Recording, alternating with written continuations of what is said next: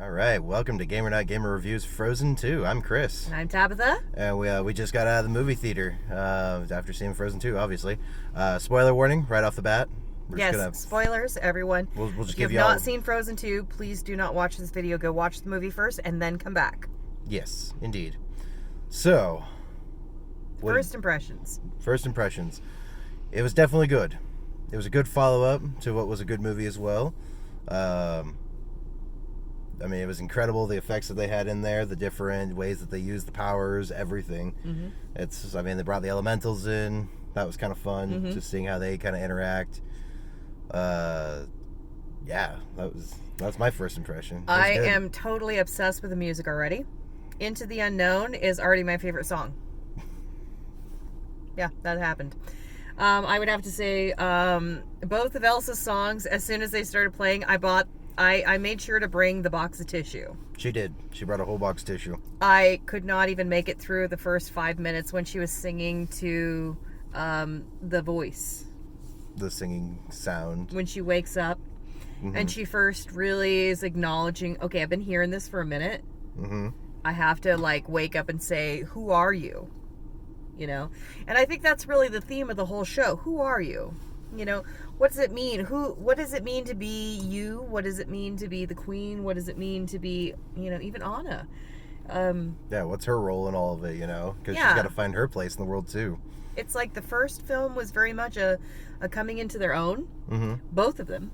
Yeah. They both had to kind of go through some of the struggles of the insecurities of youth and the transition to finally saying, okay, this is who I am. I mean, here I stand in the light of day. Yeah. Really, let the storm rage on. So my concept of the first movie was very much, which by the way, I mean, again, Olaf, every day you make me smile. Yeah, he was very nice in this one. I'm glad that they got rid of the cloud and they did the whole permafrost thing to him. What I loved was the detail. Yeah.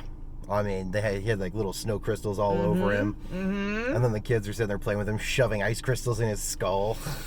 It's really hilarious. I loved it. What I also loved was in that first beginning where, he's kind of running around and discussing things. He's giving that wise, that moment of wisdom. He's like, but I don't know what it means. So, you're like, this is amazing. And in his theme throughout the film is that, first of all, we understand water has memory, okay?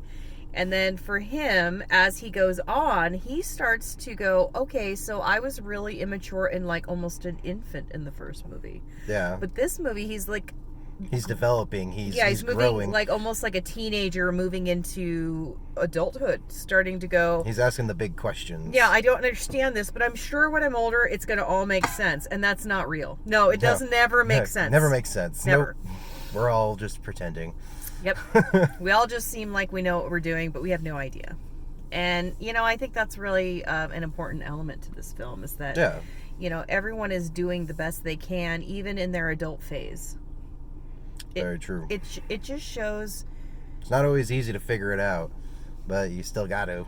It's what being a human is about. It's about making mistakes, learning from them, and knowing that you don't know anything yet until maybe you have more wisdom. And the more that you know, the more the world makes a little bit more sense. But in the end, it still doesn't make any sense. I love Olaf. Thank you. Thank you, Olaf, for always giving us that. What do you think?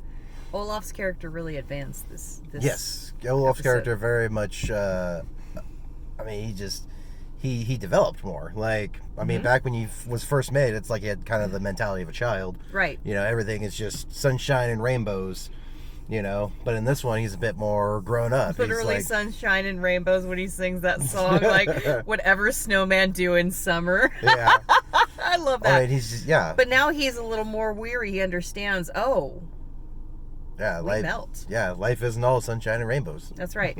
Sometimes it's a flurry, and sometimes we don't understand it all. But when we do, we're awesome.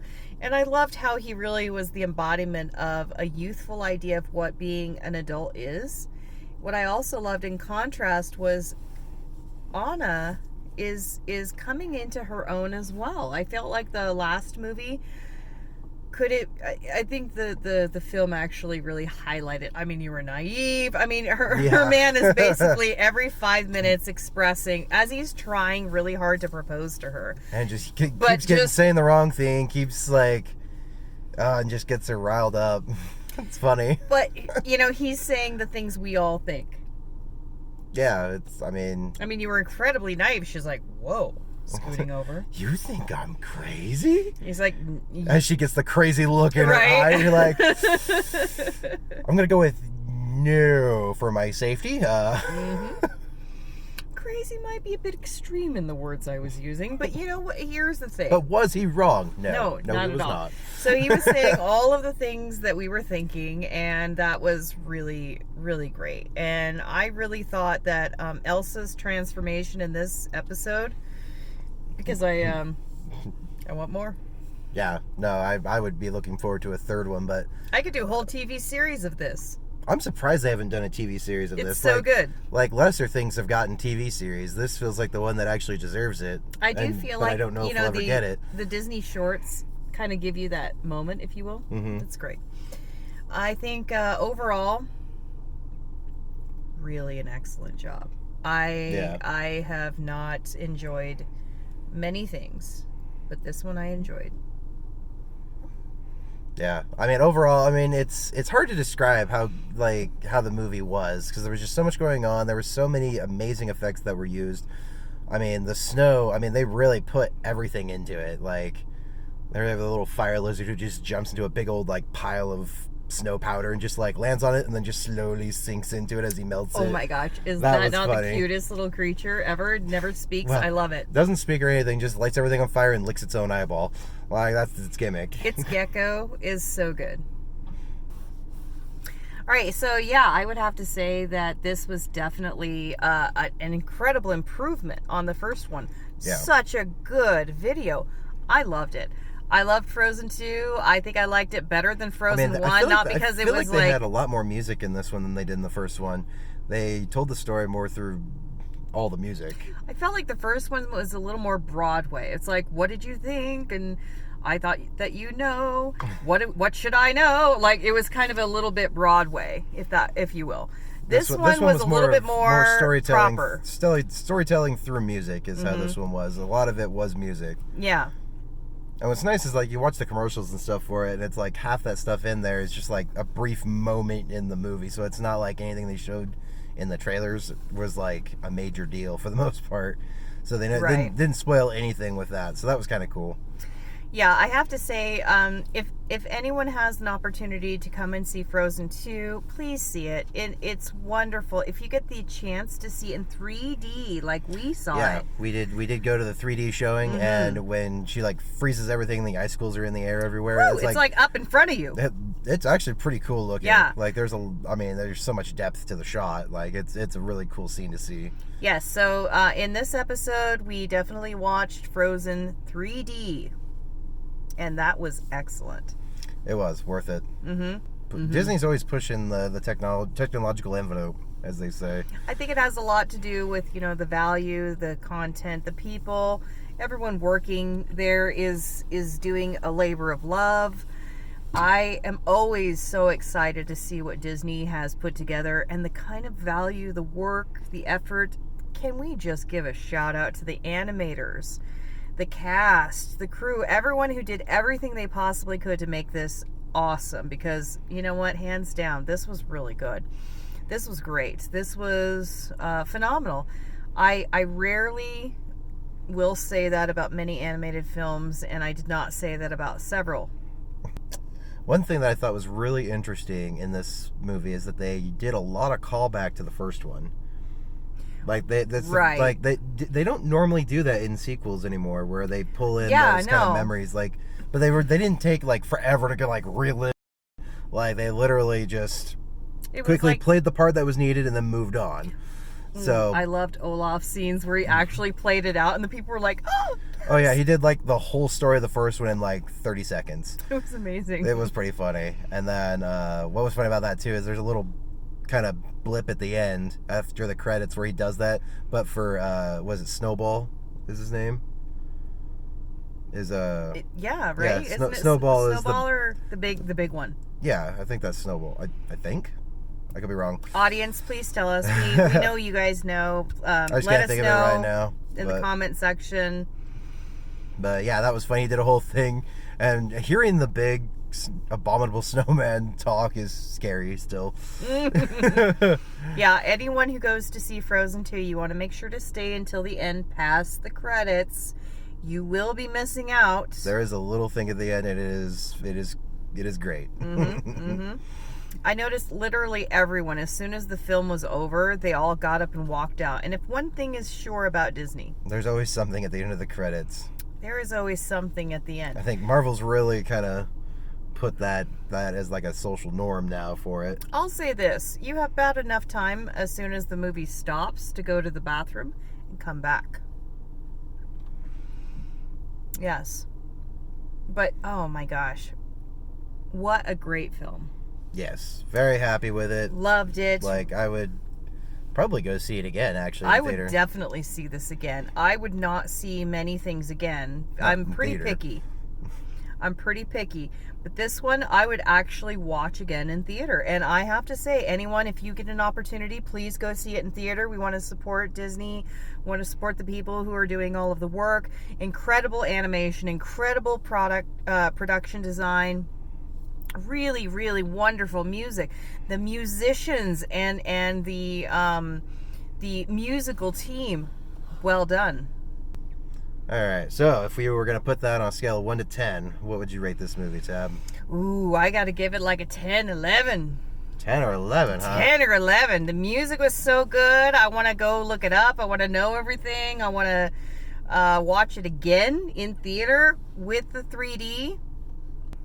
So if I was to give it a grading, I would definitely say 10 or 11. 10 or 11. That sounds pretty good. What do you think? Me, I think I'm going to have to go with a solid 9. A solid 9? Solid 9 from me. It's the all is lost moment in it didn't feel all is lost. You know, it's like, you know, I mean, super big spoiler. It's like Elsa freezes over, shoots one final thing off, gives the answer to Anna, and Anna's like, clearly we f***ed up. We got to go and undo this, and that means breaking the dam. That's a hell of a ambiguous kind of message. It's like, that's a big jump. It's like, oh, my grandfather's the one who started this. Clearly the dam was a trap. It's like, where do you get that kind of...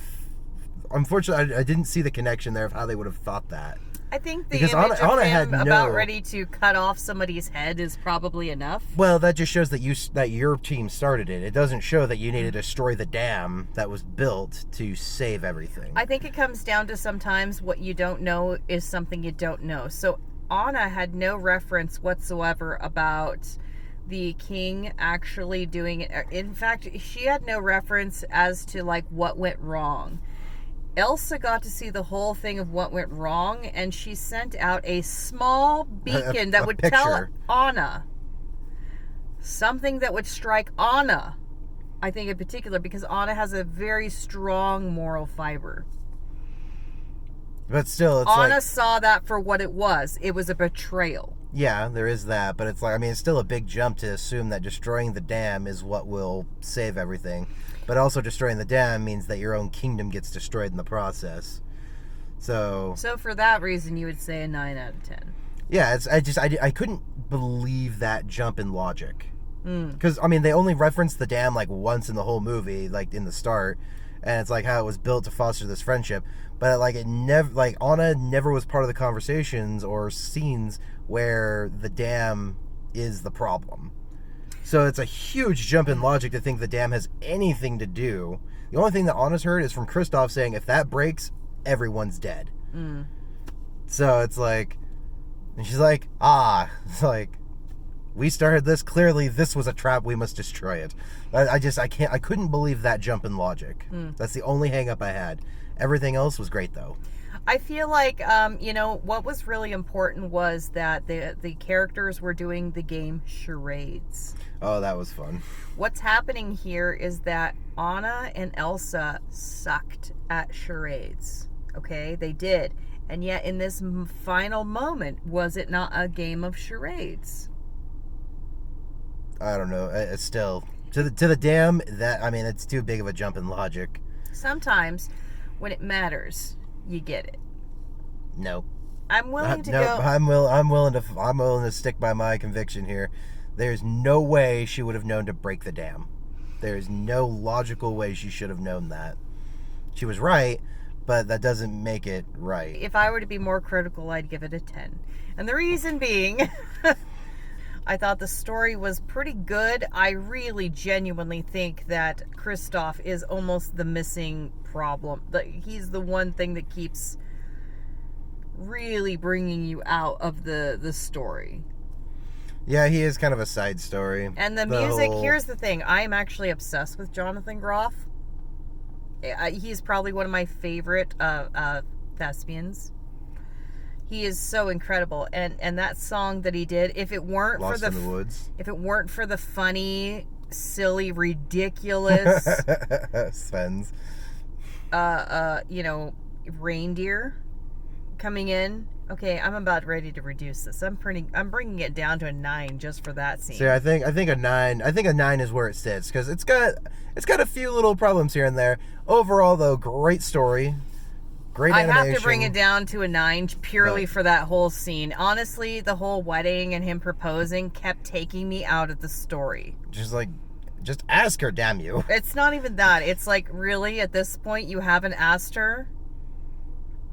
I feel like that should have been like a thing where we started off with. We don't know how long they've been together. It doesn't matter. I feel like that's the thing. It doesn't matter. We should have started the first off guy with she that. tried to marry when she first met him almost killed her. All right, I feel like a couple months of dating. It's clearly a slow burn between these two, but no, I'm really done with them. I don't like his character very much. I don't genuinely like his character as much as I want to. And it's fine as a guy who's just there, but he does almost, I mean, he saves her in kind of important moments, but let's be honest, it's Sven that's the real hero here. It's like, even in the story, they're just like, all right, and Kristoff, you go over here, and we'll let the rest of the story go this way until you're needed, then we will inject you back in. Yeah. But even the story kicked him out for a while. I feel like Sven is the real hero here, and Olaf is the heart of the story. Like, he's basically a side point, and he has a sleigh. Yeah, I mean, he's got his uses, but he's pretty much useless. I mean, the entire story could have gotten on without him just fine. Yeah. If we could actually take him and the reindeer out of the story, honestly, they would have died. She wouldn't have made it. Anna would have lost that run. It just goes to show that there's an entire people of reindeer handlers that are good people. But does that mean that they're ready for monarchy? I don't know. It seems like they accepted it with open arms. I'll tell you what, though, if I was stuck in that forest for 35 years and some change, I would leave as soon as that mist lifted. I'd be gone. I mean, how many people died in that time? Oh no, it doesn't seem like any of them. It seems like wow. whoever survived the initial struggle. We are completely evenly matched. Here's an interesting. Well, and that you're all stuck in this hole together. You know, you can't get out, no one can get in, and you have to survive still. All right, let's wrap this up. All right. Overall, let's say, okay, so upon reflection, a solid 9 for both of us. I had to take a few points off because Christopher made some really interesting points here. There was a pretty bad song when it came to Kristoff. I thought that was kind of completely useless. It was well sung. It was well sung, but it didn't do anything for the story. Didn't add to the story. It didn't. It basically it's just like, I'm a failure. I keep trying to ask her to marry me, and it's not working out.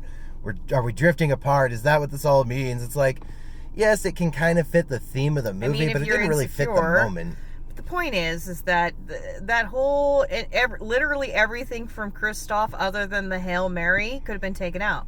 Yeah, he could have showed up at the end to just. He could have literally showed up at the end and saved her in that one moment, and been like, "Oh, I was here all along. I've been following you this whole time." It could have been all that done. And instead of us having to hear all this ridiculousness from his feelings, and pretty much, I don't know, like an entire, quarter of the story taken up for this, and you're thinking to yourself, like, is this not supposed to be about female empowerment? Why does a wedding have to be in it? Why does a marriage have to... I mean, there was... Like, why does marriage didn't even happen in the movie. It didn't even happen in the film, so why was the engagement there? It seemed insignificant. It's like another question I had is, like, at the end, it's like Anna's getting, like, her coronation or something, and Elsa's, like, not even there. I just think, that's weird. It must not have been a coronation. No, it must have been her just showing up doing her duty. Showing up to a... Yeah, but Kristoff was wearing a suit. Which means it had to have been an important event. Yeah, like a coronation. Yeah, I don't know why they're not together. The whole point was for them to be together, right? Well, I mean, he's wearing a suit. No, but the whole point for the show... the whole point for the show was for them to be together. That was the... Literally, Anna and Elsa together forever. And her and Kristoff were like, yeah, that's great. I'm so glad you're here. But why wasn't Elsa and Anna together, like literally building a castle next to each other right there on the border? I thought that was because there's an entire like ocean in between them. But really though, this is the whole thing. Like they were just like so about teamwork, and I thought that in the end they did not have that. I don't understand that, because with Elsa and Anna pass in the end, their whole world will fall apart again. It's all gonna fall apart. That sounds like life. Well, here it is. All right, so thank you all so much for joining us for Gamer Not Gamer. We are reviewing Frozen 2. Thank you for joining us. Don't forget to like, comment, and subscribe, and we will see you guys next time. Take care. Bye, everybody.